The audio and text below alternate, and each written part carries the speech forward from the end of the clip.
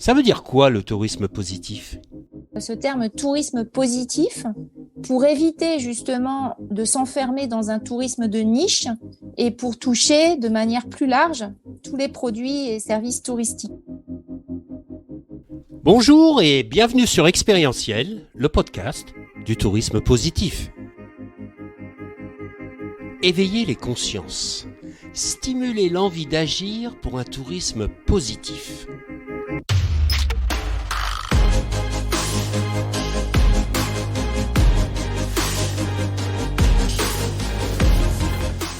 On vous emmène dans un voyage vers un tourisme respectueux de la planète et du vivant, en partant à la rencontre d'acteurs engagés. À travers leurs histoires, nous allons découvrir des femmes et des hommes visionnaires, des leviers d'engagement qui sèment maintenant les graines de réflexion et d'action pour un tourisme positif.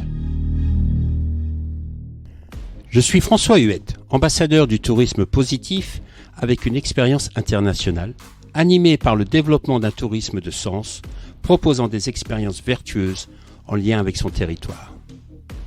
De la prise de conscience au passage à l'acte, il n'y a qu'un pas. Il est le résultat d'un alignement entre réflexion personnelle sur les enjeux actuels, comprendre ce qui nous anime au plus profond de soi et l'expression de sa singularité dans ses activités. Ce travail offre une diversité d'opportunités de se différencier et de sortir des schémas traditionnels. Mon rôle est de vous accompagner sur le chemin d'un tourisme positif. Pour ne rien manquer à notre actualité, suivez la page Expérientielle sur Facebook, Instagram et LinkedIn. Commencer la journée avec un bon café ou finir un repas avec un bon café, c'est important pour notre mental, pour notre morale. Le café, c'est aussi un moment de convivialité entre collègues, une opportunité d'échanger sur le plan personnel ou professionnel. Le café, donc, a un rôle très important dans nos vies.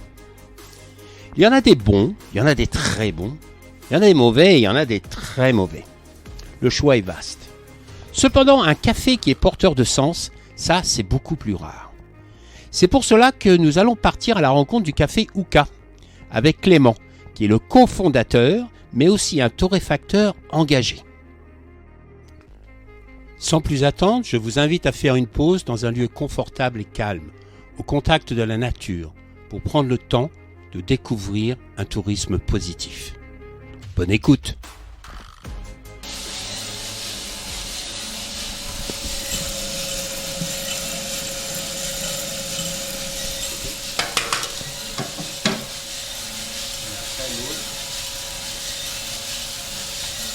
On va le faire en deux temps. D'abord, je vais le faire tomber et après, je vais le faire tomber. D'accord.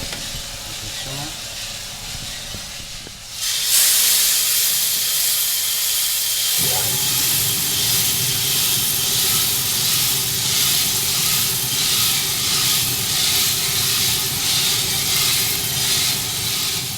Bonjour Clément, merci d'avoir accepté l'invitation au podcast Expérientiel. Merci à vous. Alors là, on est dans un endroit spécial, on est à Ouka Café. Tout à fait. Alors tu peux nous expliquer ce que c'est Ouka Café ? Alors, Ouka Café, c'est une torréfaction qu'on a ouvert à La Seyne-sur-Mer. D'ailleurs, dans l'ancien atelier de menuiserie charpente de mes parents. Donc voilà, avec un ami d'enfance, Emeric, on a décidé d'essayer de changer les choses dans un secteur qui est quand même assez organisé, qui est le café, et en particulier dans les espaces de pause en entreprise.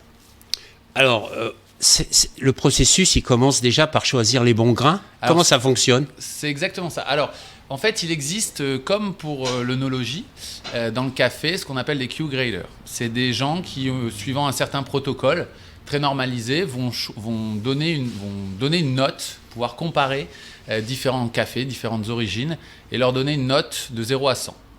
Donc, en effet, le travail commence finalement dans les plantations, avec le café du coup que nous on va recevoir vert.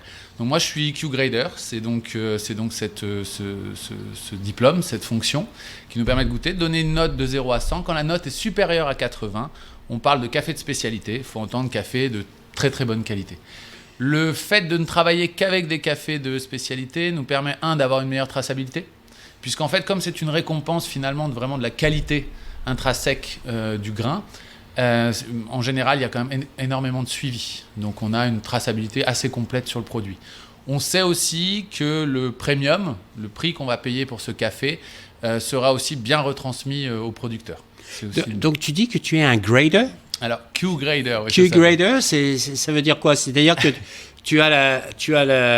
parce que tu as parlé de sommellerie tout à l'heure, plus ou moins, tu es l'équivalent d'un grand maître sommelier, mais pour le café. C'est ça. Hein, tu es un maître torréfacteur, c'est voilà. ça? Alors, il y a deux choses. Le choix, donc cette histoire de Q-Grader, nous permet de choisir et de comparer les différentes qualités de café vert avant torréfaction. D'accord. Je suis aussi maître torréfacteur. La torréfaction est finalement une forme de cuisson. D'ailleurs, on utilise une machine spéciale qu'on appelle un torréfacteur, qu'on a ici aussi, qui nous permet finalement de cuire le café entre sa forme sèche et stable que l'on achète nous, et la forme que vous connaissez, qu'on connaît nous dans les machines ou quand on veut boire un café dans un restaurant. D'accord. Et tous ces cafés, donc l'Amérique du Sud produit beaucoup de café. Alors, en fait, pour en revenir un peu à la base, tout le café du monde, la plante elle-même, vient d'Éthiopie.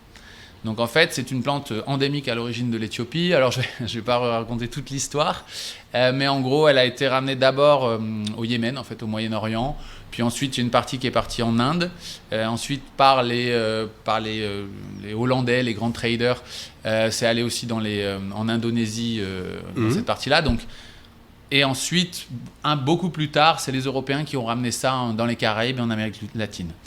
Dans la façon de classifier les origines de café, on donne 3 grandes zones qui sont l'Asie, donc cette partie Inde, Indonésie, l'Afrique, donc Éthiopie à l'origine, mais maintenant il y a énormément de pays de Centrafrique qui ont aussi beaucoup de café, et ensuite l'Amérique latine. C'est des profils, c'est des terroirs, c'est des profils gustatifs, donc il y a on va dire, ça nous permet d'orienter un petit peu le type de goût qu'on va aller chercher, et voilà, ça nous permet de faire après plus tard des assemblages. Donc je suppose que c'est comme la vigne, c'est une question de sol, c'est ça. Hein, de climat, c'est ça. Et puis d'eau, qui permet de différencier un terroir par rapport à un autre. C'est ça. Il y a aussi, une question d'espèces de café. Alors, on parle aussi de la ceinture du café, c'est-à-dire que la plante vient d'Éthiopie, mais la plante arabica pousse entre les 2 tropiques à plus de 600-800 mètres d'altitude. D'accord. Donc en fait, tous les pays qui ont ces altitudes-là, dans ces latitudes, ont la capacité de produire du café.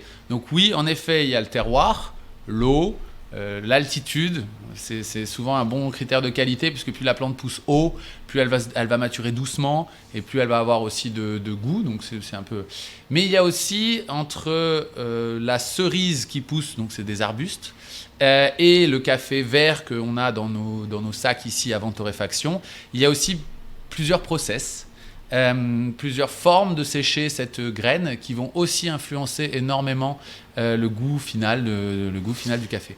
Alors, entre la maturité du fruit, oui, tout à fait, jusqu'à il arrive en sac, ça prend combien de temps? Alors, donc, le café est une plante annuelle. Donc ça nous permet de suivre les récoltes. Sous cette forme sèche, on peut le garder jusqu'à 9 mois sans perte de qualité. Mais entre le moment où on le ramasse sur les arbres et le moment où il est prêt à être envoyé, il y a déjà 2 mois et demi au moins, avec les séchages, les retraitements, enlever les défauts. En général, vu où on est placé, il y a encore au moins 1 mois de transport. Et enfin, après, ça dépend de où il est stocké en Europe et de combien de temps on a pour le récupérer. En gros, après récolte, il y a un minimum de 4 mois avant qu'on puisse commencer à travailler avec. Ouais, tout à fait. Est-ce que le café aujourd'hui est impacté par rapport au dérèglement climatique? Énormément. C'est, comme je vous l'expliquais, les conditions climatiques nécessaires pour la culture du café sont basées sur des latitudes, donc un climat équatorial, et une altitude. Le problème, c'est qu'avec le réchauffement climatique, cette altitude augmente littéralement, puisque les climats eux-mêmes prennent des degrés, et donc les surfaces cultivables pour le café réduisent. Donc alors il y a différentes approches. Par exemple, le Robusta, que tout le monde a entendu parler, a été développé à l'origine pour lutter contre une peste, la rouille rouge, qui est un champignon qui pousse sur la feuille des caféiers, en Asie d'abord. Et donc, on a déjà dans l'histoire du café essayé de trouver on va dire des parades naturelles au changement climatique et aux pestes, comme on a pu faire d'ailleurs sur d'autres produits agricoles. Et donc c'est aussi ce qui est en train de se passer. En Éthiopie, on a plus de 1300 sous-espèces de caféiers. Un peu comme dans la vigne, les caféiers qui ont été ensuite replantés, adaptés dans d'autres régions du monde, en général, c'est des génétiques qui sont proches, ou en tout cas assez précises. Donc maintenant, il y a énormément de travail sur trouver des nouvelles espèces qui résisteraient mieux au climat, qui seraient aussi capables de produire des cafés aromatiquement qui seraient intéressants. Donc il y a beaucoup de travail à ce niveau-là. Alors, 1300 espèces, est-ce que le Robusta et l'Arabica sont des espèces ? Ouais, alors je ne suis pas biologiste, donc j'ai peur de me tromper dans les mots. Parce que est-ce que c'est comme des cépages ? C'est exactement ça, c'est comme des cépages, où on va dire différents cépages d'Arabica, et le Robusta a quand même une distance génétique quand même assez éloignée. En fait, c'est un croisement entre un Arabica et une espèce plus ancestrale de caféier. Donc d'ailleurs, il pousse à plus basse altitude, produit plus de graines. Il a une mauvaise image, le Robusta, du fait qu'on l'a beaucoup utilisé comme filler, comme dans les mélanges. Il a aussi des bonnes... en plus, il se présente très bien pour l'espresso, puisqu'il fournit un corps, une sensation sur la langue qui est plus agréable. Le problème, c'est qu'il est plus chargé en caféine, et qu'en général, on a beaucoup utilisé de Robusta pas cher, ou en tout cas pas assez travaillé. Et on commence maintenant à travailler autour de ce qu'on appelle des Robusta fins. D'ailleurs, j'ai expliqué que moi, j'étais Q-Grader pour l'Arabica. Il existe Air Grader pour les Robusta maintenant. D'accord. C'est-à-dire qu'on arrive à trouver, on travaille avec des Robusta qui sont de très haute qualité. Okay. Donc voilà. Le café arrive chez toi, il est vert. Voilà. Donc, tu le torréfies. Là, on est dans. Ça s'appelle quoi ? Un atelier de torréfaction ? Oui, un atelier de torréfaction. En France, on a beaucoup entendu le nom de brûlerie. Alors, on appelle ça originellement des brûleries. Alors, ce qui m'embête un peu, c'est que brûlerie, ça sous-entend qu'on brûle le café, alors que on essaie quand même de respecter justement le terroir. Mais bon, voilà. Donc, c'est une brûlerie. On reçoit nos cafés verts. Alors, pour l'instant, on se source du fait de notre taille encore sur des importateurs qui ont des lots disponibles en Europe. L'idée, on va en reparler de notre démarche, c'est aussi de pouvoir arriver à faire du direct trade, de traiter directement avec les producteurs et faire l'import en direct. Donc voilà. Donc là, les cafés, ils viennent tous d'où ? J'ai vu qu'il y avait Brésil. Là, j'ai Brésil, Éthiopie, du Robusta indien, on a du Birmanie, du Pérou, la Colombie, on avait du Burundi aussi, on a sur une fin. Donc voilà, il y a la diversité est assez intéressante. Il y a beaucoup de pays qui en produisent. Bon, les plus gros, ça reste quand même le Brésil et puis le Vietnam qui se développe beaucoup. Mais la façon dont je source est basée, sur la qualité. Encore une fois, le café de spécialité. 2, sur les profils gustatifs. Donc, je vais aller chercher, comme j'expliquais, en fonction des zones. En Asie, on a tendance à avoir des cafés qui ont des corps, des sensations sur la langue, encore une fois, qui sont intéressantes, mais qui vont manquer d'acidité ou de fruits, en fait. Mais donc, qui vont être très bien quand ils vont être mélangés avec des Éthiopiens ou des Africains qui, eux, à l'inverse, sont plutôt floraux, ou encore des Sud-Américains qui sont, eux, très, très fruités. Donc, tu es comme un vigneron, tu assembles. Alors, il y a les deux. On travaille en single origin, donc une seule origine, un seul producteur. Et là, on commence aussi à faire des assemblages pour essayer de retrouver quelque chose aussi de plus complet. Quel est l'objectif de la torréfaction ? Ça permet quoi ? Il y a des différents niveaux. C'est comme une vinification. Donc, je veux dire, tu utilises non seulement un savoir-faire, mais aussi ta sensibilité. C'est ça. Alors, je rapprocherais plus que de la vinification, je rapprocherais la torréfaction d'une cuisson. En fait, c'est littéralement une cuisson. Donc, on vient cuire le grain. Donc, on a tendance à faire des rapprochements entre un type de torréfaction, donc un type de cuisson, et le goût d'un café. En fait, c'est un petit peu plus subtil que ça. On va être capable de faire différents types de cuisson pour essayer de s'adapter au café, justement. Le torréfacteur est un chef, un cuistot. Il peut donc moduler les goûts et en tout cas les arômes qu'il y a dans un café, mais il ne pourra pas en créer. Donc en fait, c'est toujours le cas. Si on part d'un produit de base qui est de pas très bonne qualité, on pourra en moduler les défauts, mais on ne pourra pas créer des goûts qui n'existent pas. À l'inverse, des cafés très très bons, on peut, si on ne fait pas attention, justement, pas respecter totalement le terroir ou les goûts qu'il peut y avoir dedans.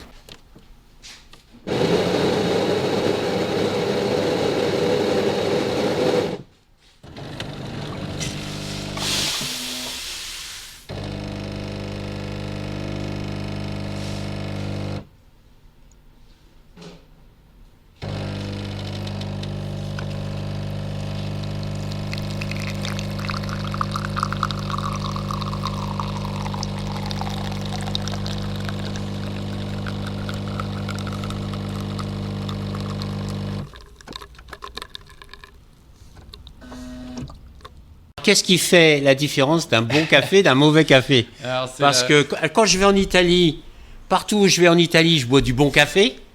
Mais chez nous, en France, on a du mal à trouver du bon café. C'est aussi la subtilité, la difficulté avec le café. C'est que, comme j'ai expliqué, il y a le travail de base sur la matière première. Ensuite, il y a le travail du torréfacteur qui va aller, encore une fois, moduler, cuire.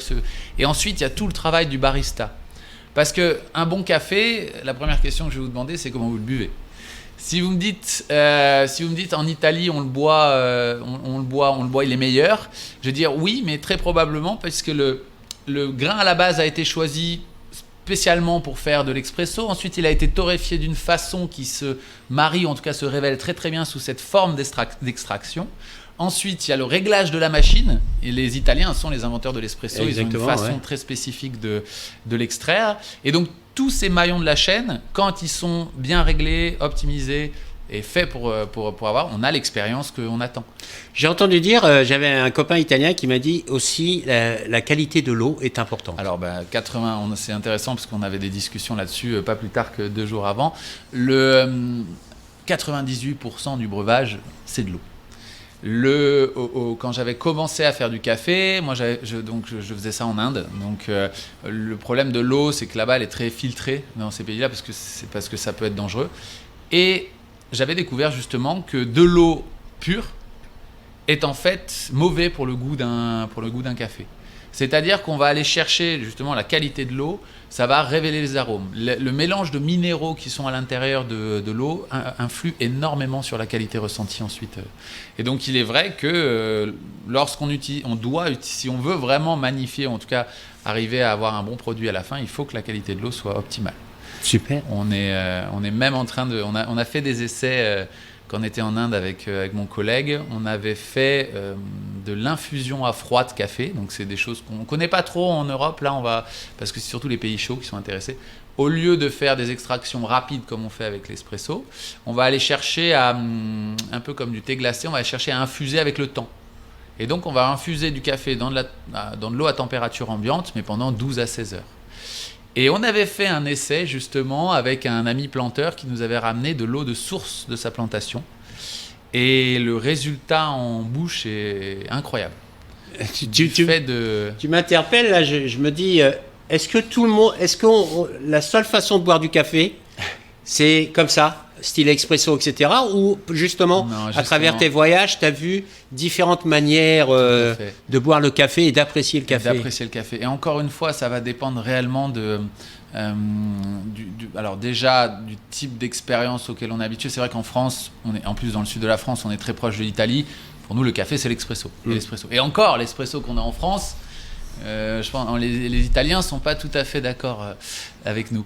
Mais on va aller en Europe du Nord. Pour eux, le café, c'est du café filtre. Et j'irai même un peu plus loin. J'ai des cafés d'excellence, des cafés d'une qualité vraiment, je pourrais peut-être vous faire goûter après. Si je les mets dans une machine à expresso, la bombe gustative que ça va être, et c'est trop en fait. Et il y a des subtilités qu'on va pouvoir avoir en fonction des façons dont on extrait le café qui vont être complètement différentes. Donc, pour moi, il n'y a pas de meilleure façon de boire le café. Il y a peut-être la meilleure façon. En tout cas, il faut que dans l'intention, depuis la plante jusqu'à la tasse, elle était faite pour cette façon de le déguster. Donc, alors, Uka Café, c'est pas juste du café. Tout à fait. C'est une philosophie derrière ça. Exactement. Est-ce que tu peux nous la partager? Parce que c'est une des raisons pour laquelle on est là. Autant le café est bon, mais il y a une philosophie qui est une vision de toi et ton associé qui quand même assez intéressante et qui a besoin d'être partagée. Exactement. Donc moi j'ai passé les 8 dernières années en Inde, ça fait déjà 4-5 ans avant de venir ici que je faisais du café, que je mettais en place dans les entreprises et dans les restaurants des machines. On se servait avec du café local. Voilà. Donc on avait déjà donc, avec Emeric, donc, qui est un ami d'enfance, on avait déjà l'envie de faire du café de qualité. Lui, il est informaticien et il était en France. Donc on avait envie aussi d'utiliser la technologie pour nous aider à déployer ça, à faire connaître en fait tout simplement le bon café. Et puis on s'est rendu compte de deux choses. C'est que 70% des cafés sont en fait bu en entreprise. Donc l'endroit où la consommation de café est limite la plus importante, ça reste là où on travaille. Il est de notoriété publique que le café en entreprise n'est pas bon. Nous, on pense que c'est pas forcément en fait, on pense même que c'est un droit d'avoir un café de qualité en entreprise. Et puis, il y a autre chose qui nous tient énormément à cœur depuis des années, c'est l'impact. L'impact qu'on peut avoir sur la société, l'impact qu'on peut avoir sur les humains et sur l'environnement dans son ensemble. Donc, on s'est dit, voilà l'endroit où on va travailler, les entreprises, puisque c'est là où on va avoir le maximum d'impact. Et la façon dont on va résoudre ce problème, c'est de repenser. On a la chance de pouvoir avoir toute la filière du café sous notre contrôle, depuis le sourcing de la graine jusqu'à la tasse servie, puisqu'on utilise des machines que nous, on contrôle et qu'on va en plus améliorer. Et on va essayer d'avoir le meilleur impact, en tout cas de rendre cette distribution du café la plus responsable possible. C'est donc aller depuis le choix du café, ensuite la mise à disposition des machines et surtout derrière la récupération du marc de café qui est en fait le plus gros déchet que l'on produit et du coup travailler pas seulement à en faire ce dont on connaît du compost ou des choses un peu comme ça, mais aller chercher encore plus loin des applications à cette ressource en fait qu'est le marc de café. Et donc on commence déjà à travailler. L'exemple le plus court, en tout cas celui qu'on va lancer en premier, c'est que la torréfaction étant une cuisson qui pour l'instant donc utilise une forme de four qui fonctionne au gaz. Nous on est en train de développer un torréfacteur avec un poêle qui va fonctionner en fait avec des granulés ou des bûchettes et on va aller faire ces granulés et ces bûchettes avec le marc de café. Ça va nous permettre en fait de réintroduire notre principal déchet dans notre chaîne de production et du coup, faire des économies bien sûr, mais surtout contrôler l'impact de notre activité. Alors, pourquoi cette vision ? C'est, encore une fois, c'est que c'est des valeurs qui nous plaisent, et puis c'est un peu l'histoire du lieu où on est installé, une ancienne menuiserie charpente qu'on est en train de redonner en fait du sens, lui redonner une activité, recréer une place de village à cet endroit. Et oui, je pense que c'est un peu notre rôle aussi, redonner du sens dans un secteur qui... Tout le monde a accès au café, c'est quelque chose que nous, en tout cas en France, on trouve tout à fait... c'est un droit. Maintenant, je pense que ça fait très longtemps, peut-être jamais, qu'on s'est posé vraiment la question de savoir quel était l'impact de toute cette chaîne de valeur. Il faut savoir que le café est la deuxième marchandise en valeur échangée après le pétrole. C'est quelque chose qui est produit de toute façon loin, qui est consommé ici, et pourtant on trouve ça totalement normal. Et en plus de ça, même ce que l'on en rejette de ces matières qu'on a ramenées quand même de l'autre bout du monde, on ne se pose pas forcément la question de où est-ce que ça va, à quoi ça sert, et voilà. D'ailleurs, j'en ai pas beaucoup parlé, mais on travaille aussi autour des emballages, on travaille autour de la livraison en mobilité durable. Vraiment, l'idée, d'ailleurs, c'est d'utiliser la technologie et notre savoir-faire autour du café pour avoir l'impact le plus positif sur ce secteur qui touche tout le monde. Alors, est-ce que ça rend la tasse de café plus chère, moins chère ou pareil ? Alors, techniquement, un peu plus cher quand même, du fait, alors pas tellement à cause de la démarche qu'on a, mais surtout du fait de l'origine des cafés. On prend des cafés de qualité que de toute façon on paye 2 à 3 fois plus cher que le marché. Bon, en plus il y a une conjoncture en ce moment d'augmentation des prix du transport et des matières premières, donc on essaye quand même de contrôler ça. Après, on n'est pas justement 3 fois plus cher que le marché. Non, on se place dans le marché. Par contre, on trouve nécessaire de valoriser aussi la démarche qu'on fait. C'est-à-dire qu'on va plus vendre une tasse de café ou un kilo de café, on va mettre en place un service, tout compris, qui prend en compte aussi l'impact. On va fournir des rapports d'impact, on va essayer aussi d'éduquer, de montrer ce qu'il y a derrière cette tasse de café. Donc vous allez plus loin que l'économie circulaire, vous allez dans l'économie de la fonctionnalité là ? Exactement. Mais en fait, tout est lié. On parle beaucoup, d'ailleurs, on se présente même comme fournisseur de services RSE en entreprise autour de l'espace de pause. Puisqu'on va commencer par le café, puisqu'on le contrôle, aller bien sûr un peu vers le thé, les boissons chaudes, mais vraiment le bien-être en entreprise autour de l'espace de pause. Donc voilà, avec pourquoi pas plus tard du snacking, des choses comme ça. Donc oui, tout ça, c'est la responsabilité sociétale des entreprises. C'est que la RSE, c'est quelque chose qui nous tient à cœur. Il y a un volet environnemental qu'on adresse avec la gestion des déchets comme ça. Mais il y a aussi des aspects sociaux et économiques. Un des aspects économiques, c'est de travailler, comme vous dites, autour de l'économie de fonctionnalité, puisque en ne vendant plus un objet, et donc en ayant un peu si on vend un objet une fois, on va avoir tendance à vouloir le revendre derrière et donc attendre que cet objet se dégrade. Nous, vu qu'on vend un service et que c'est notre responsabilité de faire en sorte que vous ayez toujours votre café et de bonne qualité en entreprise, on doit s'assurer que cet outil, la machine et le reste de la chaîne soient optimisés et durent le plus longtemps possible. Donc c'est une démarche qualitative et non quantitative. Exactement. Est-ce que vous avez une idée des bienfaits de cette fameuse pause café, justement? On a beaucoup de rapports d'études qu'on a pu trouver dans nos recherches, mais on le sait que c'est autour de la pause café qu'on a un moment informel, qu'on est capable d'échanger sur des sujets qu'on n'a pas forcément abordés dans des réunions plus formelles.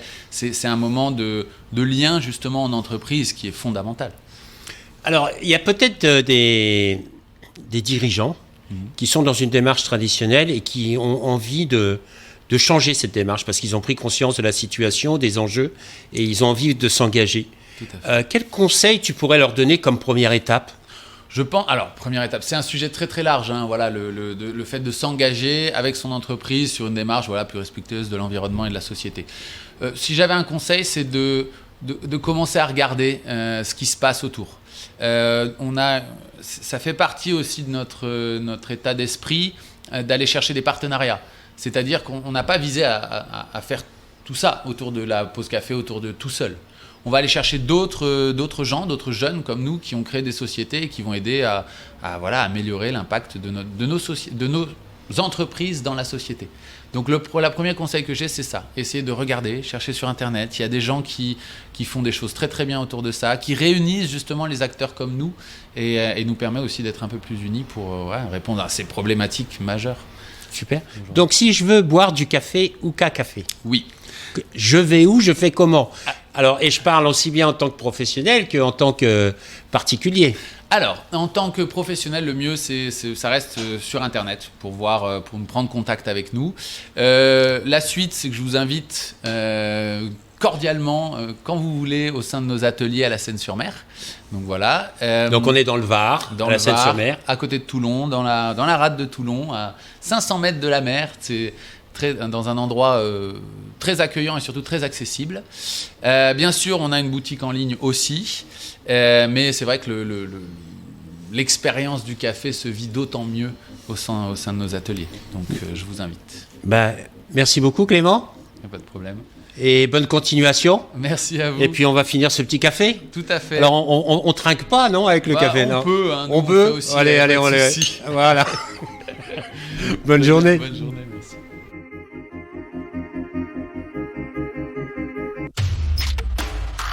Voilà, c'est la fin de notre voyage du jour. J'espère que vous avez vraiment passé un agréable moment de compagnie et que nous avons pu semer des graines d'inspiration et d'action. Surtout n'oubliez pas, le tourisme de demain, c'est maintenant qu'on le construit et ensemble. C'est un tourisme qui est guidé par le sens, l'expérience et en lien avec nos territoires pour assurer la pérennité de nos métiers et de nos activités. C'est essentiel. Si vous avez vraiment aimé ce podcast, favorisez sa diffusion en lui donnant 5 belles étoiles sur Apple ou la plateforme podcast préférée que vous utilisez. Et puis, surtout, et ça c'est le plus important, n'hésitez pas à partager dans votre réseau. Essaimer la connaissance, essaimer le partage d'expérience. C'est essentiel pour chacun d'entre nous d'avoir accès à cette information. Et puis, si vous voulez continuer l'aventure avec nous, le voyage avec nous, je vous invite à vous abonner pour suivre tous les épisodes gratuitement et être informé dès qu'ils sont publiés. Voilà. Je vous remercie et à très bientôt. Au revoir.